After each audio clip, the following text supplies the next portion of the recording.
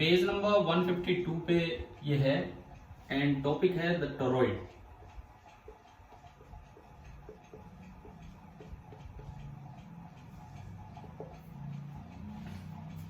पहली बात ये कि टोरॉइड होता क्या है। टोरॉइड का मतलब क्या है। एक सोलेनोइड में जो कोर थी वो स्ट्रेट थी, टोरॉइड में जो कोर होती है वो होलो सर्कुलर रिंग होती है, और कोई डिफरेंस नहीं है। टोरॉइड में जो कोर होती है जिसके ऊपर आपको कंडक्टिंग वायर लपेटनी है, वो जो कोर है वो एक होलो सर्कुलर रिंग है। इस तरह से ये जो हमारी कोर है यहां पे, दिस इज ए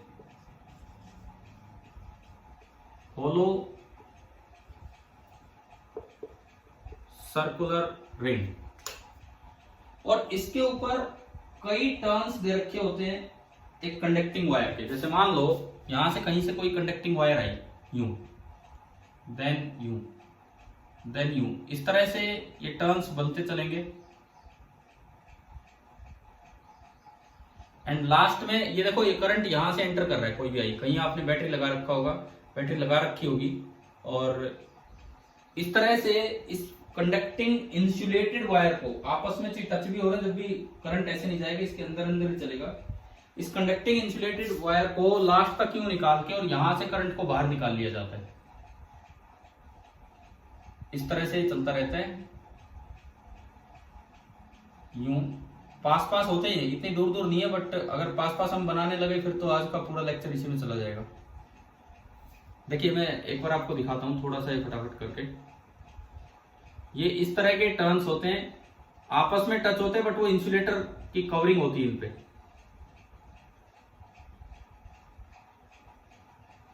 ये एक पूरा टोरॉइड अरेंजमेंट है, टोरॉइडल अरेंजमेंट। खाली टोर भी बोल देते हैं इसे, TORE वर्ड अगर कहीं आए, ओनली टोर अगर वर्ड आए तो वो भी टोरॉइड ही होता है। ये बन गया। अब देखो करंट की जो डायरेक्शन है वो देखिए, यूं गया पीछे से और यहां से आया, यानी कि ये करंट की डायरेक्शन इन सभी टर्न्स में इस तरह से चलती रहेगी।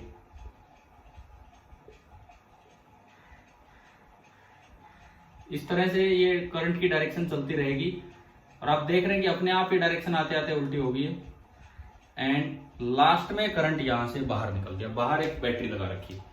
ये जो अरेंजमेंट है आपका, दिस इज टोरॉइडल अरेंजमेंट या टोर। इसमें यहां से करंट एंटर कर रहे हैं तो आप इनको क्रॉस से भी दिखा सकते हो, जैसे हमने कल भी बनाए थे सोलेनोइड के प्रूफ में, ACL वाले प्रूफ में। यहां से तो करंट एंटर कर रहा है, ये क्रॉस है, एंड यहां से करंट बाहर निकल रहा है, तो आप इनको डॉट से भी रिप्रेजेंट कर सकते हैं।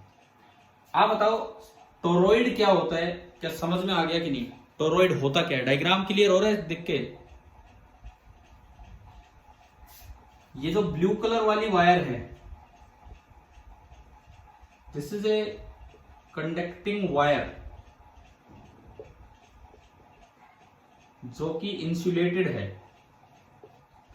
ऊपर रबर की कवरिंग है, और ये एक कंडक्टिंग वायर है। इस तरह की ये अरेंजमेंट है यहाँ पे। अब हमें निकालना है मेनली इसकी वजह से मैग्नेटिक फील्ड। अब भाई इसका कुछ रेडियस होगा, कुछ भी रेडियस होगा, कुछ इनर रेडियस होगा, कुछ आउटर रेडियस होगा, इस तरह से है। मान लो मैं कहता हूं कि कोर का इनर रेडियस है R1, कोर का इनर रेडियस है R1, एंड कोर का जो आउटर रेडियस है that is R2। Inner radius is R1 and outer radius is R2। इस तरह से अरेंजमेंट है। सबसे पहले मैं निकालूं कोर के अंदर, भाई ये पार्ट तो है इनसाइड द टोरॉइड, और ये बाहर के पार्ट है, ये और ये बाहर के पार्ट है, इस तरह से है। सबसे पहले मैं निकालूं कि inside the core of toroid, inside the core of toroid magnetic field कितना होगा। पहला काम हमें ये करना है, inside the core of toroid magnetic field कितना होगा, ACL से निकालना है, ACL से। हाँ तो जी तरीका क्या होगा, आप एक एम्पीरियन लूप बनाएंगे, मान लो मैं यहां से किसी भी स्मॉल आर डिस्टेंस दूर गया, बीच में मैं देख रहा हूं, मैंने एक एम्पीरियन लूप बनाया यूं, इस पूरे के अंदर ये मैंने बना दिया ग्रीन कलर में एम्पीरियन लूप। मुझे उसको एक डायरेक्शन ऑफ ट्रैवर्सिंग देनी है। आप बताओ क्या ठीक रहेगा, क्लॉकवाइज डायरेक्शन दे कि एंटी क्लॉकवाइज, ताकि आई इन पॉजिटिव हो जाए, बाकी उससे फर्क कुछ नहीं पड़ता है। बोलो, जिस तरह से करंट की डायरेक्शन है इस क्योंकि हाँ बिल्कुल सही है क्लॉकवाइज, क्योंकि इसके अंदर डॉट नहीं आ रहे हैं, इसके अंदर क्या आ रहे हैं, क्रॉस। तो ये पॉजिटिव तब होंगे जब इसकी डायरेक्शन यूं होगी, तो ये पॉजिटिव होंगे। इट मींस आपको डायरेक्शन ऑफ ट्रैवर्सिंग अपनी ऐसे रखनी है, this is the direction of traversing the loop.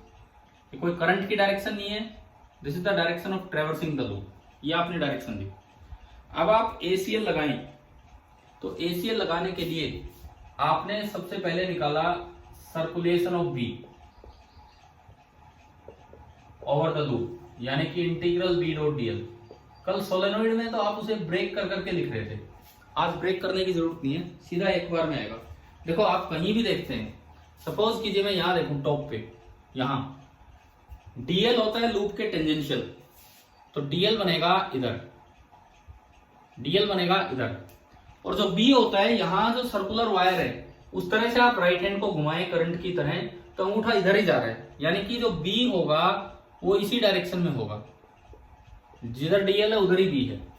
हमने एक बात बताई थी कि तीन चीजों में एसीएल लाभदायक होगा, एसीएल फायदेमंद तब होगा जब या तो बी और डीएल टेंजेंशियल हो, या बी और डीएल परपेंडिकुलर हो, या बी हर जगह जीरो हो, तब जाके एसीएल से बी निकल पाएगा। अगर इस तरह के पार्ट बनते तो इसमें तो हर जगह बी और डीएल टेंजेंशियल हो जाएंगे। तो अगर आप इसको खोलेंगे तो बनेगा integral B into DL into cos of 0 degree, B into DL into cos of 0 degree. अब बी का मैग्नीट्यूड सारी कोर आइडेंटिकल है, सर्कुलर है, कोई एंड का चक्कर ही नहीं है। सोलेनोइड में तो फिर भी एंड आ जाते थे, इसमें एंड का कोई चक्कर ही नहीं है। तो जो बी है वो बाहर आ जाएगा और अंदर ओनली बचेगा इंटीग्रल डीएल। और इंटीग्रल डीएल बताओ इसका कितना होगा, इंटीग्रल डीएल इस लूप में 2 pi R, 2 pi into small R, ये आया। अब मैं लिखूं आई इन, एसीएल लगाने के लिए आई इन, मान लो let total number of turns, हमने माना कि जो टोटल नंबर ऑफ टर्न्स हैं वो है capital N. Total number of turns में कैपिटल एन मान के चल रहा हूं, तो ये लेंथ है जितनी भी है, लेंथ पे तो 2 पाई आर पे माई गए। अगर बताओ ये करंट आई, जिस तरह आपने सर्कुलेशन लिया ये पॉजिटिव, अगला करंट भी आई, नेक्स्ट आई, ऐसे ऐसे कितने आई एंटर कर रहे हैं इस ग्रीन लूप को, हाँ क्योंकि n है नंबर ऑफ टर्न्स, तो ये आपका हो गया n इंटू आई। अब आपने एसीएल लगाया, एसीएल हमें कहता है कि integral B dot DL that is equal to mu not into I in. चलिए मैं वैल्यूज पुट करूं, b into 2 pi R that is equal to mu not into N I. 2 pi R को उधर भेज दीजिए, तो b is equal to mu not into n upon 2 pi R और into pi. n upon 2 pi R को मैं क्या लिख सकता हूं, 2 पाई आर ऑलमोस्ट लेंथ है कोर की। देखो ये r जो है ना, ये r this is the average radius,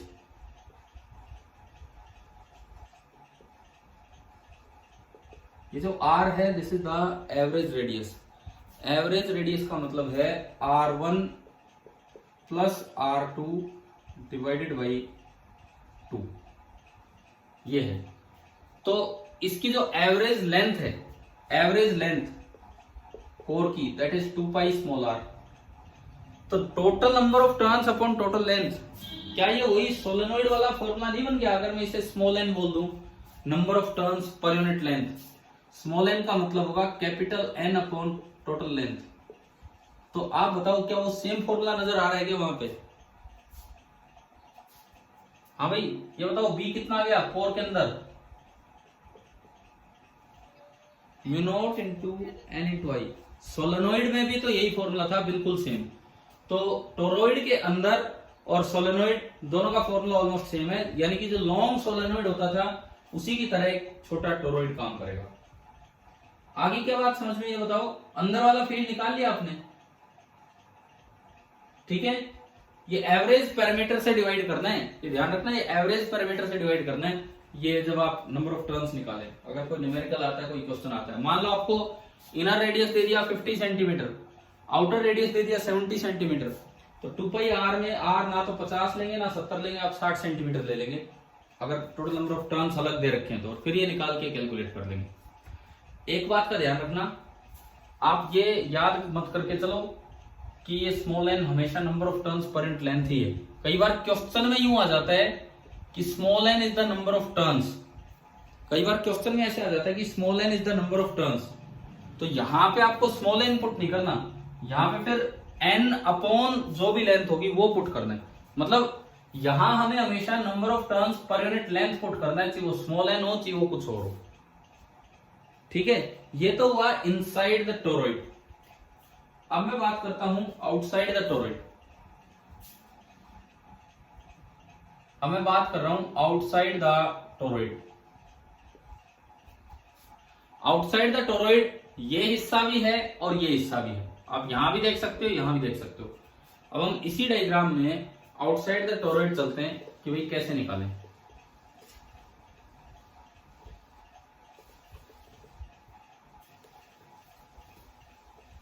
मैं एक बार तो इस इलाके में निकालता हूं, ये जो पार्ट है यहां, मान लो यहां मैं किसी स्मॉल आर डिस्टेंस दूर आ गया यहां पे, और मुझे यहां बी चाहिए, तो मैंने एक लूप बनाया सॉरी, मैंने एक लूप बनाया, एक एम्पीरियन लूप इस तरह से। कोई भी आप डायरेक्शन ऑफ ट्रेवर्सिंग दे दो, ना इसमें अंदर कुछ है ना इसमें, मतलब ना तो इसमें क्रॉस आ रहे हैं करंट के, ना डॉट आ रहे हैं। अब अगर आप ये वाला फॉर्मूला लगाएं ACL, तो इंटीग्रल B डॉट DL, मैं इस रीजन की बात कर रहा हूं, ये जो बीच वाला रीजन है, that is equal to mu not into I in. Integral B dot DL तो वही होगा B इंटू 2πr, वो तो आप एज्यूम कर सकते हो कि भाई मैंने माना कि B DL के टेंजेंशियली है B लूप के, तो इंटीग्रल B डॉट DL जो होगा वो सिंपली आपको निकल के आएगा B इंटू 2πr। लेकिन आई इन बताओ कितना है इसमें, आई इन इस लूप में 0, ना कोई डॉट है ना कोई क्रॉस है, आई इन 0 होने से B आपका आ गया 0। तो ये तो हुई इस इलाके की बात, outside the toroid region first. Outside the toroid ये तो हो गया रीजन फर्स्ट। अब मैं एक बार रीजन सेकंड की बात करता हूं, यहां कहीं ये मैं निकालना चाहता हूं रीजन सेकंड में, और इस बार मैं फिर कहता हूं कि भाई ये पॉइंट r डिस्टेंस दूर है, पहले वो था वो तो हो गया। आपने फिर से क्या किया, एक एम्पीरियन लूप बनाया, इसको आप कोई भी सर्कुलेशन दे दो, क्योंकि इसके अंदर डॉट भी है, इसके अंदर क्रॉस भी है। सपोज मैंने क्लॉकवाइज सर्कुलेशन ही दे दिया, सर्कुलेशन मींस इसकी ट्रैवर्सिंग की डायरेक्शन क्लॉकवाइज दे दी इस तरह से। अब अगर आप ये रूल लगाते हो रीजन सेकंड में अगर आप ये लगाते हो, तो integral B dot DL that is equal to mu not into I in, तो ये तो B इंटू 2πr ही होना है। ये बताओ आई इन कैसे लिखे हम, 0 क्यों होगा, क्योंकि नहीं, सुनो कारण सुनो ढंग से, यूं है तो जो डॉट्स होंगे ना जो क्रॉस होंगे वो तो पॉजिटिव लिए जाएंगे, और जो डॉट्स होंगे वो नेगेटिव लिए जाएंगे, और जितने डॉट्स हैं उतने ही क्रॉस होंगे। तो क्रॉस का करंट तो Ni लिखा जाएगा एंड डॉट्स का करंट माइनस Ni लिखा जाएगा। समझ में आया कैसे है ये? जब आपने रीजन फर्स्ट में ये लूप बनाया था, तो ना कोई डॉट था ना कोई क्रॉस था। रीजन सेकंड में लूप बनाया तो जितने डॉट्स हैं उतने ही क्रॉस हैं, तो Ni से Ni कैंसिल हो गया, तो यहां से B इंटू 2πr 0, और एक्चुअल यहां से B कितना आ गया 0 आ गया। तो टोरॉइड में हमें यह पता लगा कि अंदर तो जो B होता है टोरॉइड के अंदर, मतलब कोर में, वो तो होता है वो सोलनॉइड टाइप की formula mu naught Ni, and बाहर जो B होगा, चाहे रीजन फर्स्ट में देखो चाहे रीजन सेकंड में, एक्सटर्नल टू द टोरॉइड वो 0 होगा। क्या रिजल्ट टोरॉइड वाले आ गए हैं समझ में? हाँ जी बोलो, क्लियर हुआ टोरॉइड? अब देखो सुनो, मैं प्रैक्टिकल टोरॉइड की अगर बात करूं, प्रैक्टिकल टोरॉइड की, तो ये टर्न्स सर्कुलर नहीं हो पाते हैं। आइडियल टोरॉइड और प्रैक्टिकल टोरॉइड में फर्क क्या है? आइडियल टोरॉइड में हम ये मान लेते हैं कि टर्न्स सर्कुलर हैं, प्रैक्टिकल टोरॉइड में हेलिकल होते हैं, हेलिक्स टाइप में मिलेंगे, क्योंकि वो टेढ़े जा रहे होंगे, ये टेढ़े जा रहे होंगे, बिल्कुल सीधे हो नहीं पाएंगे, कुछ तो दूर जाएंगे। तो जो आइडियल टोरॉइड है उसमें टर्न्स सर्कुलर हैं, और जो रियल टोरॉइड है उसमें टर्न्स हेलिकल होते हैं। और एक डिफरेंस और है जो आप याद रखेंगे, आइडियल टोरॉइड में एक्सटर्नल पार्ट में आउटसाइड द कोर फील्ड कितना आया अभी निकल के? 0 आया। लेकिन जो रियल टोरॉइड होता है उसमें outside the core non zero होता है, एक्सटर्नल पार्ट में थोड़ा होता है लेकिन नॉन जीरो, क्योंकि उसमें एग्जैक्टली सर्कुलर टर्न्स नहीं हो पाते हैं, हेलिकल होते हैं। तो ये पॉइंट आप जरूर याद रखना, कभी भी किसी सवाल में पूछा जा सकता है। अगर खाली टोरॉइड लिखा है तो आइडियली मानना है, लेकिन अगर रियल टोरॉइड की बात करें तो इस बात पे ध्यान जाना चाहिए आपका। अच्छा ये मैं आपको बता देता हूँ, ये आपकी बुक में कहाँ है, एक बार यूं बताओ, आपने एनसीईआरटी बुक लेके बैठे हो साथ, पेज नंबर 153 निकालो एक बार, पेज नंबर 153, पेज नंबर 153। हाँ भाई निकाल लिया? क्या इस पेज पे आ चुके हैं आप, पेज नंबर 153 पे? जो ब्लू कलर में जो है उससे ऊपर जहां आखिरी पैराग्राफ है वो पढ़िए, ब्लू कलर में जो है उससे ऊपर, इन एन आइडियल टोरॉइड, मिल गया होगा, एक बार पढ़ो ये 2 लाइनें, मैं पढ़ देता हूं यहाँ क्या लिखा है। In an ideal toroid the coils are circular, एक आइडियल टोरॉइड में कोइल्स सर्कुलर होती हैं। इन रियलिटी मतलब रियल टोरॉइड में the turns of the toroidal coil form a helix, वो थोड़ा सा यूं घूमेंगे, थोड़ा यूं घूमेंगे, टेढ़े होते चलेंगे तो हेलिकल बनते चलते हैं। And there is always a small magnetic field external to the toroid.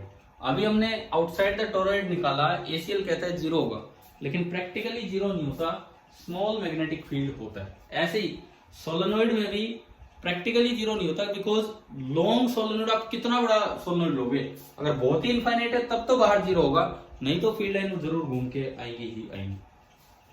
चलिए बताओ, रियल और आइडियल दोनों का कंपैरिजन समझ में आया कि नहीं आया? हाँ भाई बोलिए, रियल और आइडियल दोनों का ठीक है। तो हमें लगता है कि आपको टोरॉइड भी समझ में आ गया है। एसीएल की जो स्टैंडर्ड एप्लीकेशंस थी हमने 5 की हैं। कौन कौन सी की हैं सुने, एक स्ट्रेट वायर, देन एक होलो सिलेंडर, देन एक सॉलिड सिलेंडर, देन एक लॉन्ग सोलेनोइड एंड देन एक आइडियल टोरॉइड। ये 5 स्टैंडर्ड एप्लीकेशंस हैं जो आपको आनी चाहिए कि एसीएल किस तरह से यूज होता है। बीएसएल, एसीएल, अब देखिए भाई हमारे इस चैप्टर में, ये जो भी आपका चैप्टर चल रहा है, मैंने सबसे पहला काम आपको सिखाया effect of B, effect of B, कि मैग्नेटिक फील्ड है तो उसकी वजह से क्या असर होगा चार्ज पार्टिकल पे, फिर स्ट्रेट वायर पे, चार्ज में साइक्लोट्रॉन, वेलोसिटी सेलेक्टर, वो सब। अब इसके बाद हमने पढ़ लिया है जनरेशन ऑफ बी, जिसके अंदर हमने 2 चीजें पढ़ी, एक BSL equivalent to Coulomb's law of electrostatic, एक ACL equivalent to Gauss law of electrostatics. ये हम इतना पार्ट इस चैप्टर में कवर कर चुके हैं। अब एक बार मुझे बताना, वैसे मैं अभी तो एसीएल पे क्वेश्चन ले रहा हूं आज की क्लास में, कि bar magnet as a topic आया है अभी तक या नहीं आया आपकी क्लास में? नहीं आया होगा शायद, तो बताओ, bar magnet as a topic हमने पढ़ा है क्या? कि उसके एक्सिस पे फील्ड, इक्वेटोरियल पे फील्ड, जनरल पोजीशन पे उसको फील्ड में सस्पेंड किया, या उसकी पोटेंशियल, नहीं पढ़ा है ना शायद ये वाला टॉपिक अभी, बार मैग्नेट वाला। तो ये हम आगे करेंगे। ये सेम है जैसे इलेक्ट्रिक डाइपोल का होता था, बिल्कुल सेम। तो एक बड़ा आसान टॉपिक रहेगा आपके लिए, जैसा इलेक्ट्रिक डाइपोल था वैसा ये टॉपिक रहेगा। लेकिन चलो आज की क्लास तो अभी हम एसीएल पे कंटिन्यू करते हैं, एसीएल पे कुछ एक क्वेश्चंस लेके आगे बढ़ते हैं, तो कल देखेंगे इस बारे में। बाकी आज आप यार ये एनसीईआरटी चैप्टर 4 अपना कंप्लीट करना, ताकि हम चैप्टर 5 की तरफ स्टार्ट कर सके, उसी में बार मैग्नेट और ये सब आएगा। देखो एक क्वेश्चन है कि आपको कोएक्सियल केबल्स दी गई हैं, कोएक्सियल केबल दी है जिसमें एक इनर वायर है, उसका रेडियस ए है, और एक आउटर वायर है जिसके 2 रेडियस दे रखे हैं। मैं क्रॉस सेक्शन दिखाता हूं। ये एक सॉलिड वायर है जिसका इनर रेडियस है ए। इसके बाहर एक होलो वायर है, ये, जिसका इनर रेडियस तो है बी एंड आउटर रेडियस है सी। ये 2 कोएक्सियल वायर्स हैं और ये फ्रंट क्रॉस सेक्शन आपको दिखाया है मैंने, फ्रंट सामने से क्रॉस सेक्शन। ये क्वेश्चन ले रहे हैं हम। अब बताओ डायग्राम आ रहा है समझ में क्या है? एक इस तरह की अरेंजमेंट है कि बीच में तो एक सॉलिड वायर चल रही है और बाहर एक होलो वायर चल रही है। होलो वायर का जो मटेरियल है वो बी से सी रेडियस में है और सॉलिड वायर का मटेरियल ए रेडियस में है। ये आपको अरेंजमेंट दिया गया है। अब इसमें दिया है कि इनर वायर में करंट है आई नोट और आउटर वायर में भी करंट है आई नोट, सेम डायरेक्शन में। मान लो इस तरह से भाई, इसमें बाहर की तरफ करंट आ रहा है I note and outer wire में भी बाहर की तरफ करंट आ रहा है आई नोट। इस तरह से मुझे दे दिया, ये बताया है। अब आपको मैग्नेटिक फील्ड निकालने इसके अराउंड, और ये मानना भी जो करंट है वो यूनिफॉर्मली बटा है। जो आई नोट है इस एरिया में भी यूनिफॉर्मली बटा है और आई नोट इस एरिया में भी यूनिफॉर्मली बटा है और दोनों करंट बाहर आ रहे हैं, ये दिया गया है। अब आपको इन सभी इलाकों में मैग्नेटिक फील्ड निकालना होगा। जैसे सॉलिड वायर के अंदर, सॉलिड और होलो वायर के बीच में, होलो वायर के अंदर और होलो वायर से बाहर। क्या आपको सवाल आ गया समझ में? क्या कहां फील्ड निकालना? सॉलिड वायर के अंदर मतलब यहां, सॉलिड और होलो के बीच में यहां, होलो के अंदर मतलब यहां और होलो से बाहर मतलब यहां। तो ये आपके 4 सवाल हो गए। ऐसी अप्लाई करवा रहा हूं मैं आपसे ताकि आप समझ जाएं कि किस तरह से ये निकालना है। किसी भी r डिस्टेंस दूर वो पॉइंट मान लेंगे, जो पॉइंट है जहां फील्ड निकाल रहे हैं वो स्मॉल r डिस्टेंस दूर होगा। इन चारों में ये आपको करना है। लॉन्ग वायर है इसलिए कि एक्सियल लग सकता है, इसीलिए ये एसीएल लग सकता है। लॉन्ग वायर ना हो तो एसीएल नहीं लग पाता। चलो भाई स्टार्ट करो। सबसे पहले यहां ये वाला पॉइंट, यहां किसी r डिस्टेंस दूर मैंने कोई पॉइंट लिया, यहां किसी r डिस्टेंस दूर मैंने कोई पॉइंट लिया और आपको ये बताना है कि यहां पे मैं फील्ड कैसे निकालूं। क्या करूं? क्या डायरेक्शन आ गई है क्या समझ में? करंट कैसे बोला है मैंने? बाहर की तरफ आ रहा है सारा करंट, यूं फ्रंट क्रॉस सेक्शन दिखाया है।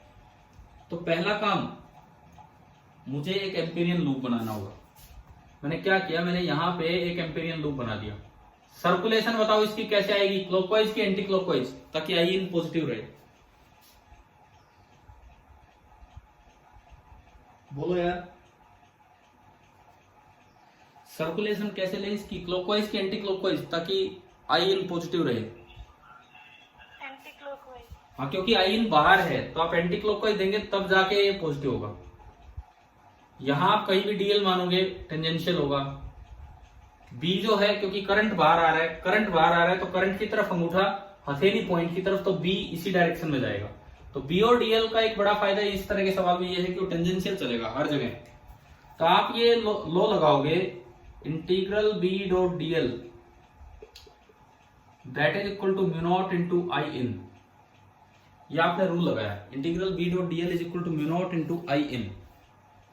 अच्छा, अब ये बताओ, इंटीग्रल बी डॉट डीएल तो मैं सीधा लिख सकता हूं B into 2 pi R, B into 2 pi R. I in लिखो, इसमें कैसे लिखें? इस पार्ट में मैं आई इन कैसे लिखूं बताओ? पूरा एरिया कितना है जिसमें आई नोट करंट बटा है इनर वायर में? कितने एरिया में आई नोट करंट बटा है? कितने क्रॉस सेक्शन में आई नोट करंट बटा है? अरे बताओ इसको देख के, इस क्रॉस सेक्शन को देख के। मुझे आर में से चाहिए आई इन। नहीं, पाई आर स्क्वायर नहीं, पाई ए स्क्वायर में बटा है आई नोट। मैं पूछ रहा हूं कि कितने एरिया में आई नोट बटा है। तो आई नोट बटा है पूरे पाई ए स्क्वायर में। यूनिफॉर्म डिस्ट्रीब्यूशन है ये मान के चल रहे हैं, तो यूनिट एरिया में बटेगा I note upon pi A square.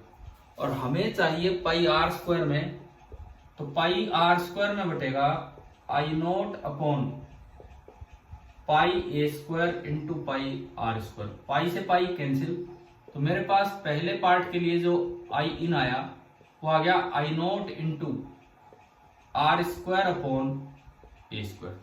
ये आपने इसमें पुट किया I note into R square upon A square. बताएंगे आप, बताएं क्या समझ में आया ये? हाँ जी, क्लियर हुआ कि नहीं? कैसे लिखा है? एक आर से एक आर गया, तो यहां से अगर आप बी निकालते हो इस अंदर वाले इलाके में, तो ये आ रहा है mu not I note upon 2 pi A square, ये तो कांस्टेंट और इनटू स्मॉल आर, यानी कि डायरेक्टली प्रोपोर्शनल टू आर। तो अंदर वाले में तो ये वैसे ही हो गया जैसे हमने सॉलिड सिलेंडर का निकाला था। बताओ, दो दिन पहले सॉलिड सिलेंडर की एप्लीकेशन की थी एसीएल की, ठीक है, और ये बिल्कुल सेम वो का वो आ गया। चलो ये तो हुआ यहाँ पे। अब मैं चलता हूं सेकंड रीजन में। सेकंड रीजन में मुझे यहां निकालना है, यहां। अब मेरा जो पॉइंट है वो यहां कहीं आर डिस्टेंस दूर है। तरीका फिर वही होगा, आप एक लूप बनाएंगे, करंट बाहर आ रहा है तो ये उसकी सर्कुलेशन देंगे। बी और डीएल फिर से सेम ऐसे ही आ जाएगा टेंजेंशियल, यहां डीएल भी इधर, और जिस तरह करंट जा रहा है उसकी वजह से बी होगा वो भी इधर ही होगा। तो इस साइड तो कोई फर्क ही नहीं है। इस साइड बताओ क्या चेंज आएगा? आई इन कितना है सेकंड लूप के लिए? यहां बोलो, पाई बी स्क्वायर। है पाई बी स्क्वायर। ये क्या है? मैं कह रहा हूं आई इन कितना है? आई इन इस लूप के लिए, एम्पीरियन लूप के लिए 0।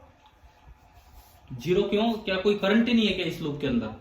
आई नोट कंप्लीट आई नोट है, कंप्लीट आई नोट, ये पूरा आई नोट। तो इस बार ये कटेगा नहीं, और बी आपका आ जाएगा mu not I note upon 2 pi R. ये आया इस इलाके में, ये आपका आंसर आया यहां पर। समझ में आ रहा है ना कैसे कर रहे हैं हम? देखो यहां तक जो दो आंसर्स आए हैं, मैं अगर आंसर इकट्ठे करता चलूं तो b इज इक्वल टू, अंदर आया था mu not I note upon 2 pi A square into small R. ये तो था for R less than A. उसके बाद आया ये जो नीचे आया अभी, mu not I note upon 2 pi R. ये आ गया फॉर आर ए से बड़ा एंड बी से छोटा। अभी हमें दो इलाकों में और लिखना है, एक बार फॉर आर बी से सी, एंड एक बार लिखना होगा फॉर आर ग्रेटर देन सी। ये 4 पार्ट हैं इस क्वेश्चन में, ठीक है। तो वहां पे हम अपने आंसर्स पूरे करते चले। चलिए अब थर्ड पार्ट में चलते हैं, तीसरे इलाके में। तीसरा इलाका यहां है, यहां है, तो मैं इसको हटाऊं। 2 हो चुके हैं, अब हम थर्ड पार्ट में हैं। चलिए थर्ड पार्ट, यहां पे जब आप आर डिस्टेंस दूर जाएंगे, फिर से आपने एक लूप बनाया, एम्पेरियन लूप। फिर से आपने सर्कुलेशन दिया वैसे ही, क्योंकि करंट बाहर की तरफ है तो वो पॉजिटिव हो जाए, इसलिए मैंने ये सर्कुलेशन दिया। फिर से बी डॉट डीएल यही आना है। इस लूप पे कहीं भी देखोगे तो डीएल भी टेंजेंशियल और बी भी टेंजेंशियल, तो इंटीग्रल बी डॉट डीएल आपका आना है बी इंटू 2 पाई आर। अब ये आई इन ढंग से लिख पाओ, बस ये काम करना है आपको। तीसरी बात, अब बताओ ये जो ब्लू लूप है इसके अंदर मैं आई इन कितना लिखूं? ब्लू लूप के अंदर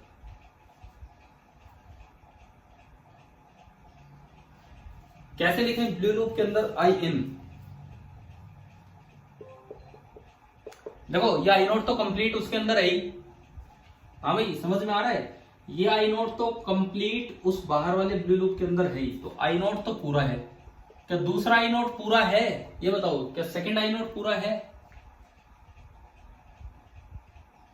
तो होलो वायर का आई नोट पूरा है कि नहीं? आप जवाब दो यार, बड़ा हल्का हल्का काम चल रहा, बोल ही नहीं रहे हो कुछ भी। सेकंड वाला जो वायर है, बाहर वाली जो वायर है, क्या उसका आई नोट कंप्लीट इसके अंदर है क्या, इस ब्लू लूप के अंदर? No sir. तो यूनिटरी मेथड लगाओ। यूनिटरी मेथड, पहले मुझे बताओ कि इस आउटर वायर का एरिया कितना है, आउटर वायर का एरिया कितना है जिसमें पूरा आई नोट बटा है, आउटर वायर का एरिया कितना है जिसमें पूरा आई नोट बटा है, पाई बी स्क्वायर ना बाहर वाली वायर का रेडियस ये pi C square minus pi B square. आ रहा है क्या समझ में? जो बाहर की वायर है, आउटर वायर, उसका जो एरिया ऑफ क्रॉस सेक्शन है that is pi C square minus pi B square, उसमें करंट है आई नोट। यूनिट एरिया में करंट होगा, आ रहा होगा समझ में हम कैसे लगा रहे हैं ये? यूनिट एरिया में करंट होगा आई नोट अपॉन पाई कॉमन सी स्क्वायर माइनस बी स्क्वायर। मुझे बताओ कितने एरिया का करंट चाहिए, मुझे खाली ये करंट चाहिए, ये बस, ये कितना है, ये एरिया कितना है, ये बोलो मेरे लिए, खाली ये करंट इंपॉर्टेंट है, ये वाला, ये एरिया कितना है, ये इतना सा एरिया। दोबारा बोलो, थोड़ा जोर से बोलो, ये एरिया कितना है, पाई, हाँ सही है, ये जो एरिया है this is pi R square minus pi B square. तो जब इसमें से करंट निकालोगे तो इससे मल्टीप्लाई होगा, तो pi common R square minus B square, तो ये पाई से पाई गया, तो ये करंट और आ गया। आई नोट तो ये है, आई नोट तो ये पूरा ही है, और प्लस ये करंट और, तो जो आई इन होगा इस लूप के लिए, जो आई इन होगा that will be equal to I not plus I note into R square minus B square upon C square minus B square, R square minus B square upon C square minus B square. आपने LCM ले लिया, ये आपका आया आई note common, LCM आएगा C square minus B square, C square ऊपर गया, minus B square और minus B square minus two B square, तो ये हो गया C square plus R square minus two B square, यह आया। तो ये आपका आई इन आया, आई इन आपने यहां रख दिया, I note into C square plus R square minus two B square upon C square minus B square. अब आप यहां से भी कैलकुलेट कर लोगे, ये टू पाई आर इसके नीचे चला जाएगा, तो ये आपका थर्ड पार्ट में बी निकल के आ गया। तो अगर मैं थर्ड, क्या हो गया? Stay unmuted, the host would like to unmute. अभी आ रही क्या आवाज, बताओ? Yes sir. ठीक है, देखो अब इधर देखें, ये आपने तीसरा आंसर देखा, क्या ये आ गया समझ में मैंने कैसे बताया ये? हाँ भाई, आई इन लिखना आ गया तीसरे पार्ट में। तो ये आपका बना I note into C square plus R square minus two B square upon C square minus B square. और एक लास्ट पार्ट बचा है जो आसान है, जब ये लूप सारे के बाहर जाएगा, जब ये लूप सबसे बाहर जाएगा आर ग्रेटर देन सी, इधर कोई चेंज नहीं, आई इन बता दो कितना हो जाएगा उस आखिरी पार्ट में। जब ये लूप सबसे बाहर बनेगा तो आई इन कितना हो जाना है? जीरो। यार जीरो कैसे, दोनों की डायरेक्शन तो सेम है। ये लूप, ब्लू वाला लूप सबसे बाहर बनेगा तो दोनों आई नोट करंट इसके अंदर से जा रहे होंगे और दोनों की डायरेक्शन भी सेम है, तो I not plus I not, अगर अपोजिट डायरेक्शन होती तो जीरो होता। अभी I not plus I not आपका हो गया टू आई नोट, टू से टू गया और बी निकल के आया mu not upon pi R, और ये आई नोट। तो ये आपका लास्ट पार्ट है, mu not I note upon pi R. आप बताओ क्या आपको एसीएल अप्लाई करना आ गया कि नहीं इन चार पार्ट्स में? हमें बोलो, ये एक क्वेश्चन था जो आपको एसीएल लगाना सिखा रहा था। इसमें दो वायर्स थी, यूं बाहर की तरफ जैसे वायर आ रही है, एक सॉलिड वायर है और एक उसके बाहर होलो वायर, कोएक्सियल केबल इन्हें बोल देते हैं, और उसकी वजह से हमने फील्ड निकाल लिया हर जगह। बताइए क्या एसीएल अप्लाई करना आ गया लॉन्ग वायर्स में? क्लियर है ये पार्ट? तो मैं आगे बढ़ूं फिर। एसीएल में एक और काम कर रहे हैं, एक और एप्लीकेशन। ठीक है, अब देखो एक शीट टाइप के क्वेश्चन करते हैं, क्योंकि वायर वाले भी हो गए, सोलेनोइड भी हो गया, टोरॉइड भी हो गया। लार्ज शीट, जैसे लार्ज चार्ट शीट का फील्ड गॉस लॉ से निकालते थे सिग्मा अपॉन एप्सिलॉन नॉट या सिग्मा अपॉन 2 एप्सिलॉन नॉट, ऐसे लार्ज करंट कैरिंग शीट लेंगे। अब हम मैग्नेटिक फील्ड निकालेंगे due to large current carrying sheet. ऐसे क्वेश्चन अगर मैं लूं कि एक लार्ज शीट की वजह से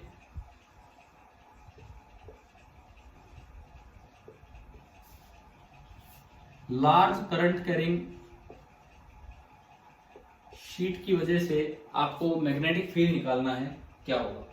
सपोज एक शीट है, मैं कहता हूं कि ये एक लार्ज शीट है, पतली शीट है लेकिन यूं साइड में काफी, और बाहर की तरफ करंट आ रहा है। इस शीट में बाहर की तरफ करंट आ रहा है, मैं डॉट लगा दूं, बाहर का मतलब जैसे पिछले में भी था। ये एक पतली शीट है और इसमें यूं करंट आ रहा है बाहर की तरफ, और हमें सपोज कीजिए यूं दे दिया कि अगर आप इसकी कोई भी विड्थ डीएल लेते हैं तो उसमें करंट दे दिया। मुझे एक चीज बता रखिए कि अगर मैं इसकी कोई भी स्ट्रिप डीएल लूं, डीएल विड्थ, तो उस डीएल विड्थ में जो करंट बाहर आ रहा है, ऐसे उस डीएल विड्थ में जो करंट बाहर आ रहा है, that current is directly proportional to its width. या मान लो आपको करंट दे दिया K into DL, where K is a constant.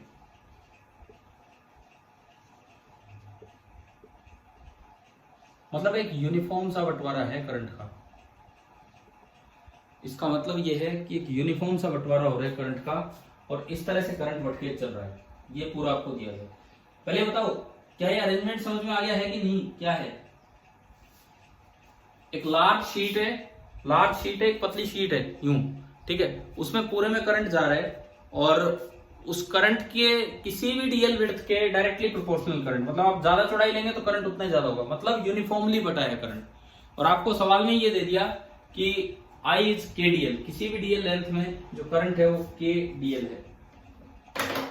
इसका मतलब इतना सा है, जैसे ये एक लार्ज शीट है, ये एक लार्ज शीट है, पीछे से आगे यूं शीट आ रही है, मैंने एक शीट की तरह दिखाया है। ये एक लार्ज शीट है, ये काफी चौड़ाई तक है, थिकनेस कम है, और इसकी किसी भी डीएल लेंथ में, डीएल विड्थ में जो करंट बाहर निकल रहा है दैट इज के डीएल, यानी कि वो करंट डीएल के डायरेक्टली प्रोपोर्शनल। इस तरह की ये आपको अरेंजमेंट दी। अब आपको ये बताना है कि शीट से किसी आर डिस्टेंस दूर फील्ड कितना होगा। लार्ज शीट है तो कोई फर्क नहीं पड़ता दोनों साइड कहाँ एंड है। मैंने बस क्या किया, वायर की बजाय शीट ले ली, किसी भी आर डिस्टेंस दूर बी निकालना है कि बी क्या होगा। यह है सवाल। हाँ ये बताओ, पहली बात क्या क्वेश्चन क्लियर हुआ कि नहीं हुआ आपको। एक बार ये बताओ कि क्वेश्चन समझ में आ गया क्या है। मैंने एक large current carrying metal sheet ले ली, कंडक्टिंग शीट, उसकी वजह से अब मैं मैग्नेटिक फील्ड निकालना चाहता हूं। कैसे करेंगे, शुरुआत कैसे करें इस सवाल की, इस तरह के क्वेश्चन की। देखो इस तरह के क्वेश्चन की शुरुआत कैसे करें। मान लीजिए ऊपर कोई पॉइंट जहां आपने वो दिखा रखा है डिस्टेंस दूर, वो कोई पी पॉइंट है, मुझे वहां से बी निकालना है। तो भाई तरीका ये है कि आप सबसे पहले एक एम्पीरियन लूप बनाओ। एम्पीरियन लूप कैसा हो, बी पॉइंट से पास हो और इसके अबाउट सिमेट्रिक हो। तो मान लो मैंने ये एक एम्पीरियन लूप बना लिया। सपोज कीजिए ये जो मैंने रेड कलर से दिखाया है, this is my Amperian loop. जो मैं रेड कलर से दिखा रहा हूं, this is the Amperian loop. इसकी आप कुछ भी विड्थ मान सकते हैं, मतलब ये लेंथ हमने एल मान ली और ब्रेड्थ बी मान ली। इस तरह का एक एम्पीरियन लूप बनाया। सर्कुलेशन देनी होगी। आप बताओ इसको सर्कुलेशन कैसे देनी चाहिए, क्लॉकवाइज की एंटी क्लॉकवाइज, ताकि आई इन पॉजिटिव हो। Anti clockwise. हाँ, क्योंकि करंट बाहर आ रहा है, क्योंकि करंट बाहर आ रहा है तो आपने इसको जो सर्कुलेशन दी वो एंटी क्लॉकवाइज दी, ताकि आई इन जो हो वो पॉजिटिव। ठीक है। अब पहले तो आप मुझे आई इन नहीं बता दो शुरू में, आई इन कितना होगा, क्योंकि आगे फिर मैं सर्कुलेशन निकालूंगा। आई इन कितना होगा इस लूप के लिए। किसी डीएल लेंथ में जो जाने वाला करंट है दैट इज के डीएल। तो इसमें आई इन कितना होगा, इसकी लेंथ कितनी है इस पूरे लूप की। तो बताओ इसमें से कितना करंट जा रहा है। हाँ, जब डीएल, भाई आई डायरेक्टली प्रोपोर्शनल, क्वेश्चन में दे दिया हमें कि क्या है, डायरेक्टली प्रोपोर्शनल। क्वेश्चन की तरह लो तो एक टॉपिक की तरह लो, कैसे भी आप देख लो इसे। ये कोई ऐसा स्टैंडर्ड टॉपिक नहीं है जो सिलेबस में डायरेक्ट लिखा हो, बट हम इसे पढ़ सकते हैं एज ए टॉपिक या एज ए क्वेश्चन। अब ध्यान से देखिए, इधर जो पूरी एल लेंथ है उसमें जो करंट है that will be equal to K into L. आ गया यहाँ पे समझ में। अब मुझे सर्कुलेशन निकालना होगा और उसके लिए मुझे चाहिए इंटीग्रल बी डॉट डीएल। तो भाई मैं इसको ब्रेक कर लू 4 पार्ट्स में, 1 2 3 एंड 4, 1 2 3 4 1। तो मैं इसको 4 पार्ट्स में ब्रेक करूं, दिस इज इक्वल टू पहला पार्ट। अब सर्कल नहीं लगाना, अब ये मैंने खोल दिया है, अब इसको ओपन कर दिया, इस पे सर्कल नहीं लगाना। एक बार 1 से 2, एक बार इंटीग्रल बी डॉट डीएल 2 से 3, एक बार इंटीग्रल बी डॉट डीएल 3 से 4 एंड एक बार इंटीग्रल बी डॉट डीएल 4 से 1। बस मुझे एक ही चीज चाहिए कि बी की डायरेक्शन देखनी आ जाए, बी की डायरेक्शन देखनी आ जाए, तो उसके बाद तो बात बन जाएगी। तो पहले मैं ऊपर वाले पॉइंट पे बी की डायरेक्शन देखता हूँ। उसका तरीका ये होता है कि आप कोई करंट एलिमेंट लेके देखो यहां मैं बी की डायरेक्शन देख रहा हूं। सपोज मैंने ये ब्लू एलिमेंट बना रखा है, इसमें करंट आ रहा है बाहर। देखो आप ध्यान दो, इसमें करंट आ रहा है बाहर और इसके लिए पी पॉइंट उधर है। तो बताओ स्ट्रेट वायर में जैसे आप करते थे, छोटी सी डीएल लेंथ एक वायर की तरह काम करेगी।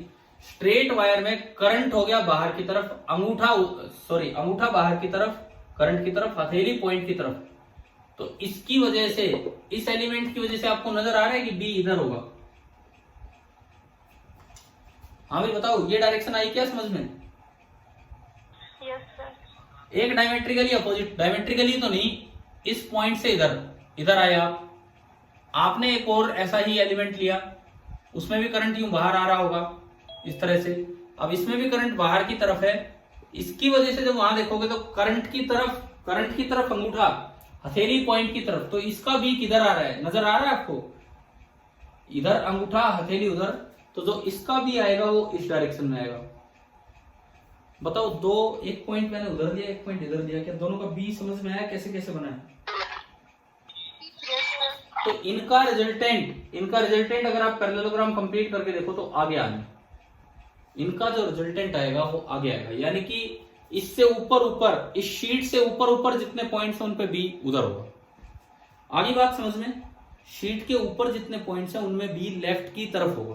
क्लियर हो गया होगा शायद सभी को, है ना? अब शीट के नीचे वाले पॉइंट्स देख लेते हैं।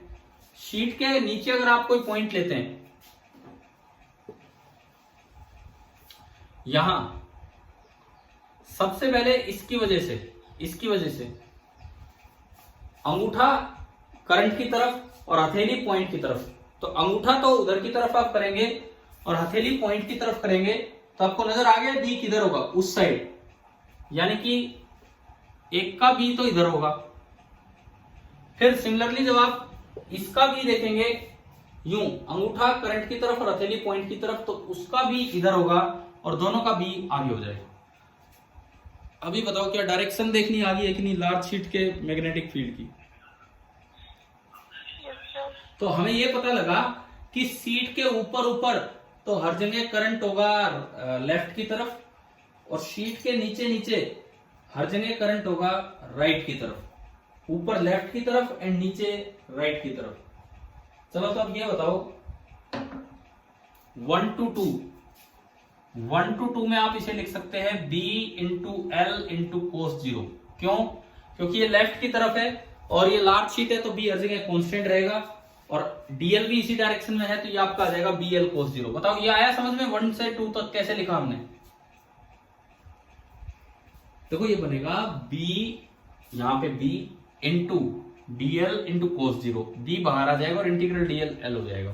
ठीक है, यहां पे कोस 90 डिग्री होने की वजह से हो गया 0, क्योंकि 2 से 3 में ऊपर तो फील्ड इधर है, नीचे फील्ड इधर है, जबकि 2 से 3 में आप हमेशा फील्ड के परपेंडिकुलर चल रहे हो। तो इस वजह से यहाँ पे जो मैग्नेटिक फील्ड का डॉट प्रोडक्ट होगा वो 0 हो जाएगा। 3 से 4 में आप जा भी ऐसे रहे हो और है भी उधर, और अगर ये पॉइंट r डिस्टेंस ऊपर है तो बाई सिमेट्री हमने r डिस्टेंस नीचे माना था। मतलब जितना ये जो b है ये आपका 2r है, ये जो b है ये 2r है। मतलब जितना फील्ड का मैग्नीट्यूड ऊपर होगा बाई सिमेट्री उतना ही फील्ड का मैग्नीट्यूड नीचे होगा लेकिन डायरेक्शन अपोजिट होगी। होने दो अपोजिट क्योंकि बी उधर है, डीएल भी उधर है, तो ये भी जब आप खोलेंगे तो अगेन आपका आएगा B into L into cos 0 degree. आगे ये पार्ट समझ में 3 to 4 में। Yes sir. और इसमें बताओ 4 to 1 में कितना होगा?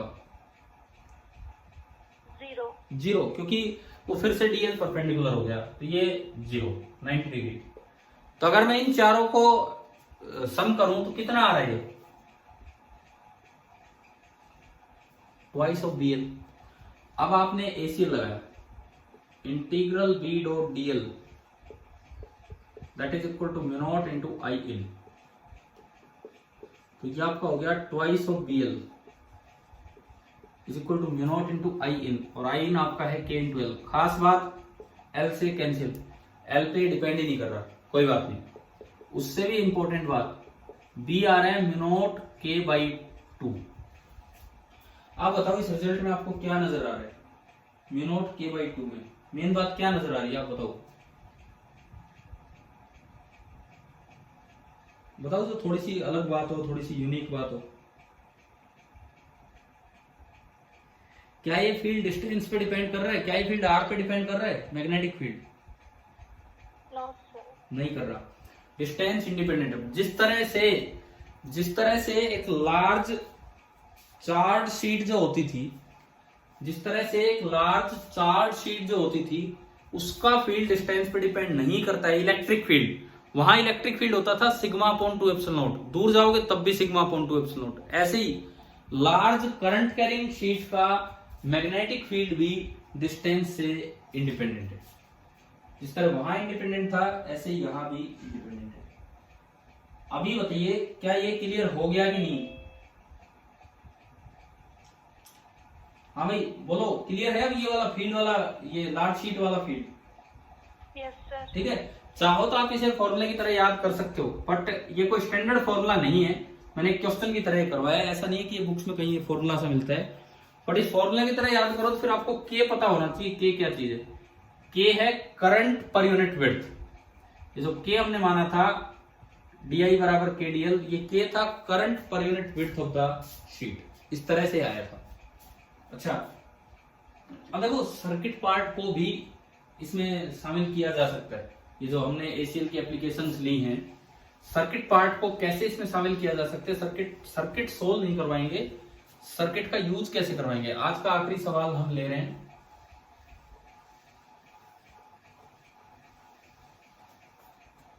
जैसे सपोज कीजिए यूं आ जाए कि भाई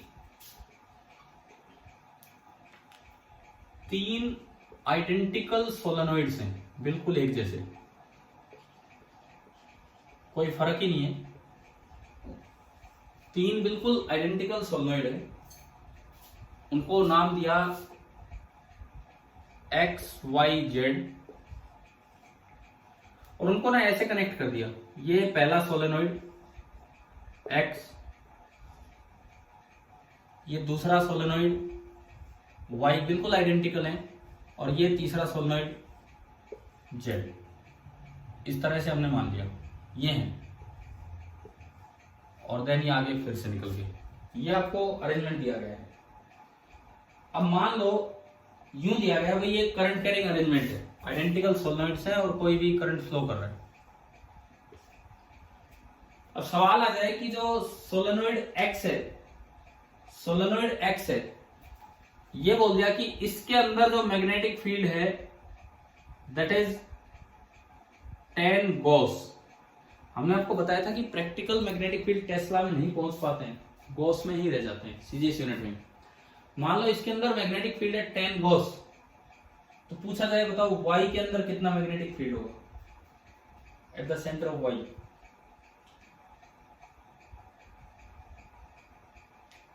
भाई ये ऐसे सवाल में अज्यूम करना पड़ेगा कि ये लॉन्ग सोलेनोइड है। लॉन्ग सोलेनोइड का फील्ड केवल अंदर होता है, लॉन्ग सोलेनोइड का बाहर फील्ड कितना होता है? लॉन्ग सोलेनोइड का बाहर फील्ड कितना होता है? 0। तो इसका मतलब इसका फील्ड यहां नहीं पहुंच रहा, इसका फील्ड यहां नहीं पहुंच रहा। अब ये सवाल आ गया, आप बताओ कि अगर X में अंदर फील्ड tan गॉस आ रहा है इसके खुद के करंट की वजह से, तो Y में कितना होगा और Z में कितना होगा अंदर? बताएं कैसे करें।